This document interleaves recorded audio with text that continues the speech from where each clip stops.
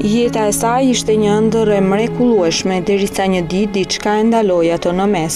Flutura Koçi dikur ishte grua dhe nën e lumtur sepse jeta i kishte falur gjithçka çfarë kishte kërkuar. Burrin që donte dhe një djalë i cili rritej në një familje të lumtur, por jo gjithçka vazhdoi siç e kishte menduar 44 vjeçarja Koçi.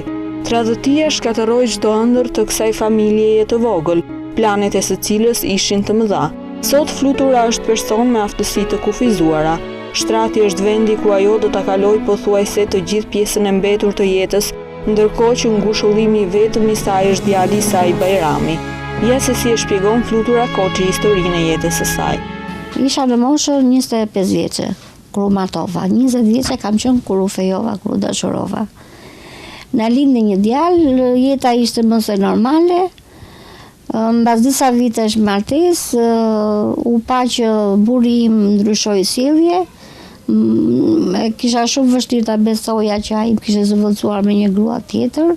Më dhimbte shumë në shpirt djali dhe Sa vjeç ishte djali? Djali ishte 3 vjeç.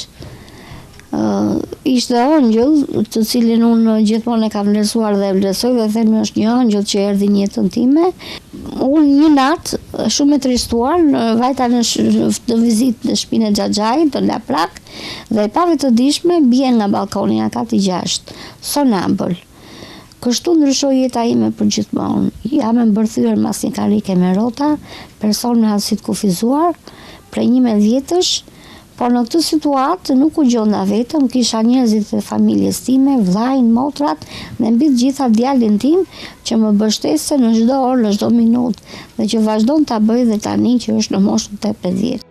44 vjeçarja Koçi jeton me të ardhurat e asistencës që jep shteti për personat me aftësi të kufizuar në një shtëpi në oborrin e shkollës teknologjike në kryeqytet. Ajo lutet që shtëpia të bëhet sa më parë pronësi e kësaj familjeje, sepse është e vetmja gjë që mund t'i lëjë trashëgim djalit, përveç dashurisë së pafundë të cilën ja fal çdo moment të jetës së saj.